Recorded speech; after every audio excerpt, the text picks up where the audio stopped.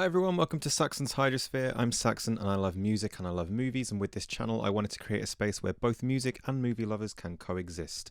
And today we're going to be ranking Metallica's discography, including their new album 72 Seasons.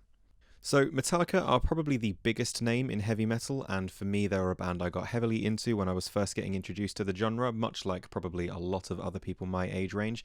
But over the last few years, as my music taste has grown and experienced other bands, other genres, they've kind of fallen off my radar a little bit. I don't listen to them nearly as much as I used to, but I do enjoy coming back to parts of their catalogue whenever it's time for a new album to roll around. And with the release of 72 Seasons a couple of weeks ago, I thought now was a good time to revisit and talk about their entire discography. I've had some comments on the channel before asking me to do a Metallica ranking, and now, as I said, with 72 Seasons, now feels like the right time to do that. Now for this ranking, I am only going to be talking about the 11 official studio albums. That does not include Garage Inc. being the cover album. It's not going to include Lulu because it's more of a Lou Reed release, and it's also famously cack, so it would just be at the bottom anyway, so it's just pointless talking about that one.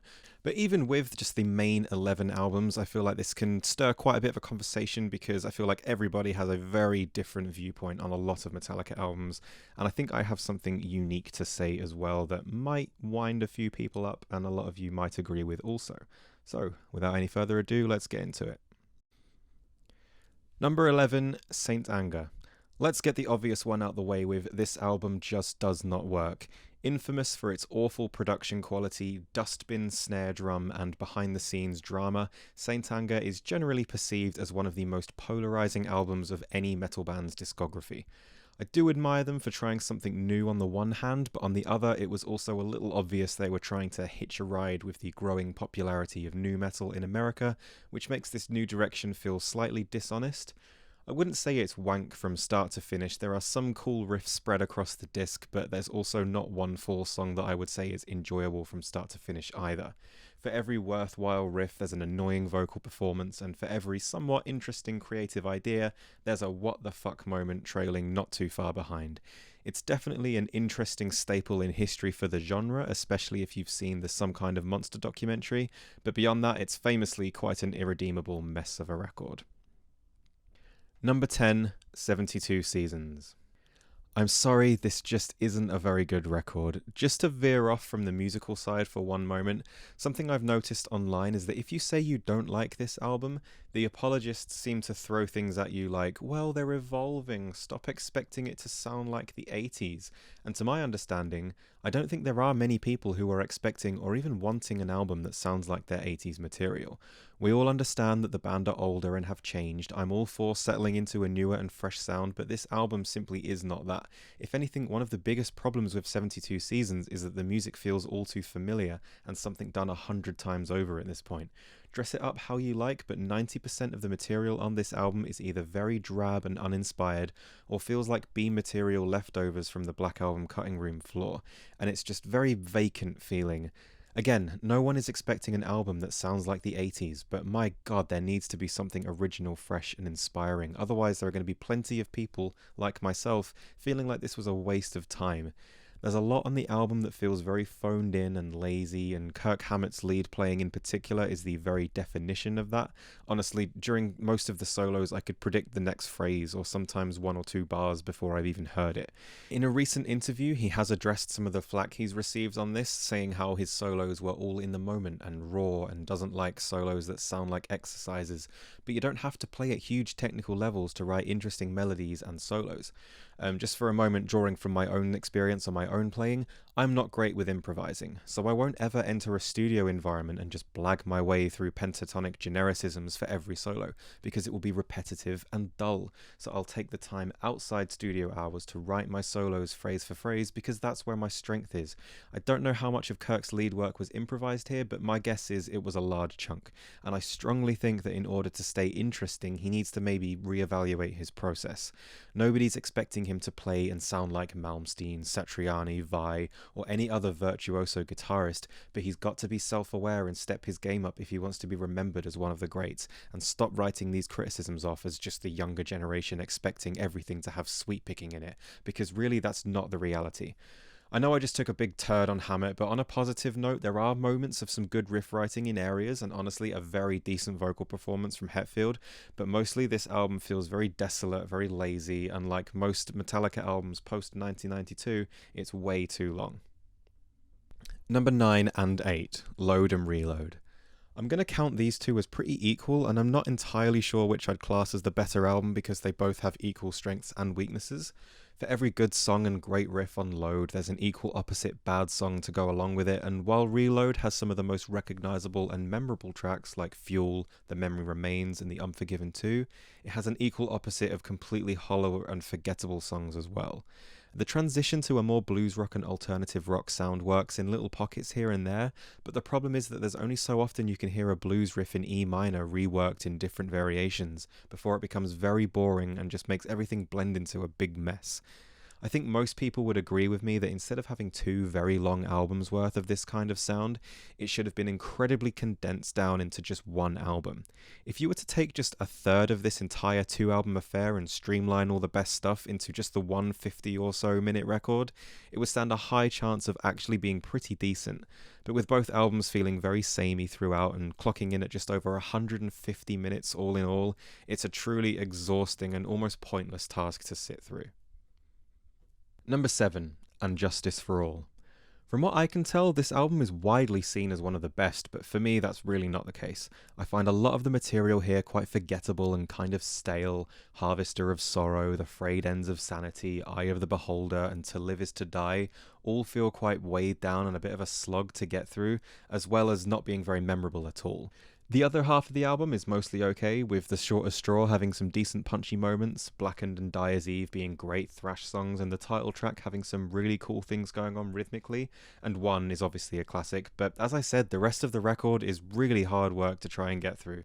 The production is also famously total arse. The bass is seemingly nowhere to be found, and the whole album sounds thinner than Poundland Toilet Roll and somehow equally as abrasive. I don't know, it just seems this one never won me over as much as other people. Number 6, Kill 'Em All. In my teenage years, I used to love this one. This was actually the first album I ever bought on CD, funnily enough, but I really don't think it holds up all that much anymore.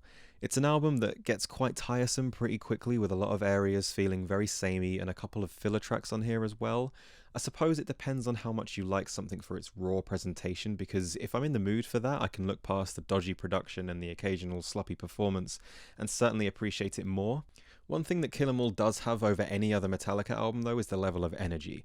It's high octane pretty much from start to finish, which is another aspect I loved it for in my early days of getting into the band and the metal genre. Hit the Lights and Whiplash are both thrash bangers that I can still find enjoyment in, but on the flip side, I don't think I ever need to hear Seek and Destroy again, and I kind of feel fatigued as soon as that riff starts to play. And of course, Pulling Teeth is still a good showcase for how great of a bass player Cliff Burton was. There weren't many people playing the bass quite like he did during that time. It's a classic album for sure, and therefore deserves its place in the conversation of the genre, but as much as I had a blast with it in my younger years, the spell has mostly worn off as my horizons broadened. Still, it fits nicely in the middle of this list though. Number 5, Death Magnetic. Death Magnetic actually has a lot of good things to offer if you ask me. So many memorable and standout tracks like All Nightmare Long, The Day That Never Comes, Cyanide, The Unforgiven 3 and The Judas Kiss, all being favourites of mine. There's a lot of inventive riff writing that can get quite rhythmically and melodically interesting, which is very fun. Some huge choruses in there, and Hetfield feels on great form vocally, from the more aggressive thrashy stuff to the softer side of his voice on The Unforgiven 3 and The Day That Never Comes. I think the downfall here though is that most of the songs push past the 7.5 minute mark, and some of those tracks don't feel like they should be nearly as long as they are. There are times where a song feels like it should end, but then just kind of wobble along for another 30 or so seconds until things just kind of stop. And finally, the instrumental track Suicide and Redemption, which is also the longest song at just under 10 minutes by the way, feels incredibly unnecessary, and all these little issues make Death Magnetic yet another album that is just a little too long. But beyond that, I do think that for the most part this is a pretty strong thrash metal album and a great recovery from St. Anger. Number 4, Hardwired to Self-Destruct. With Hardwired, I'm definitely in the camp that thought this was a really strong comeback following an 8-year gap after Death Magnetic. Some of the strongest and most inventive melodies and riffs of their entire discography are on this one. The first half especially, and I really do think the songwriting is for the most part incredibly strong. One criticism I have with a lot of the latter end of Metallica's releases is the length, but the way this album is paced and being presented as a double album feels extremely natural. The first disc containing songs that both fit the standard Metallica formula but also organically bring fresh and new ideas to the sound, and the second disc feeling like a little bit more of an experimental and progressive affair, making the entire package feel very strong and makes the runtime feel natural and earned. The first disc is definitely stronger and better refined than the second, with pretty much every track having something distinct and unique about them and stand well apart from one another. And like I said before, I love the way the guitars are written here. The creativity with harmonies and rhythmic patterns seems to be flowing very naturally, and on top of that, there are some great choruses excellently delivered by Hetfield.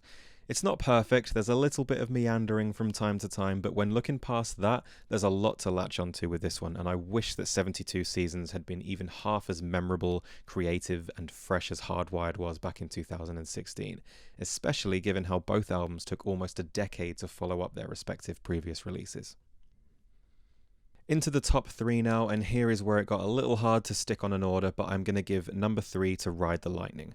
A well-deserved thrash metal classic, of course, and the songwriting and compositional maturity is leagues above the debut. The title track and Creeping Death are bangers, but I also feel like this album has some of the most underrated songs of the early days, like Trapped Under Ice, Escape, and Call of Cthulhu.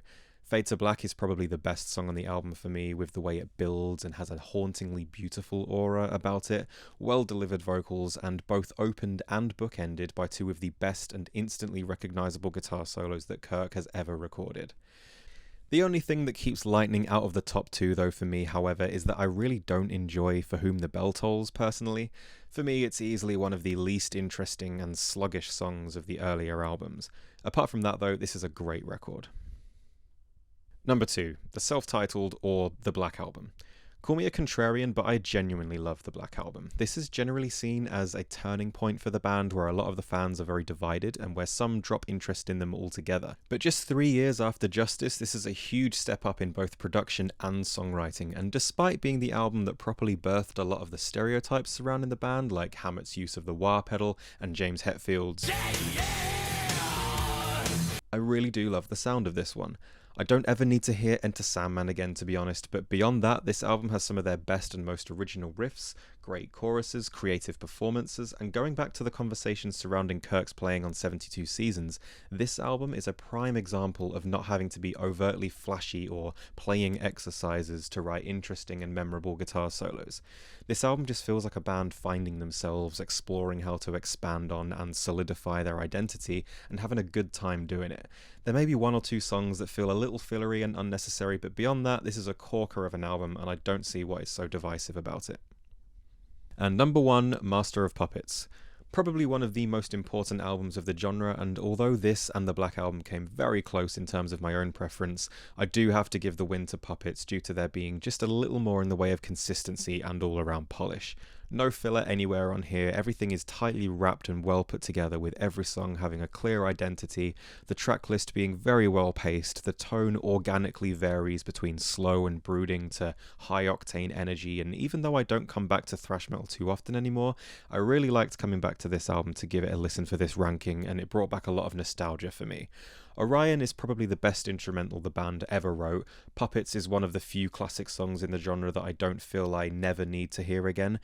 Battery and Disposable Heroes still hold up with the energy, and I love Welcome Home and The Thing That Should Not Be for how it invokes a lot of dark imagery in my mind in a really immersive way. The band's riff writing was at its absolute peak here, with some really creative choices, specifically Hetfield's rhythmic patterns on the right hand, and the themes across the album are put across extremely well too. It's a classic for a reason and is still a very enjoyable listen, which is why I'm placing it at number 1, and I don't think many people would disagree with me on that.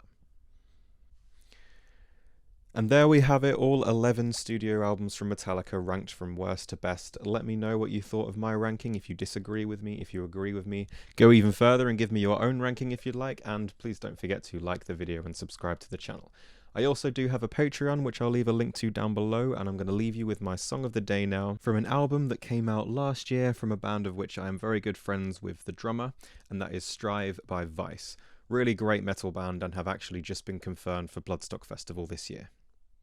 Thanks for watching, and I'll catch you later, mate.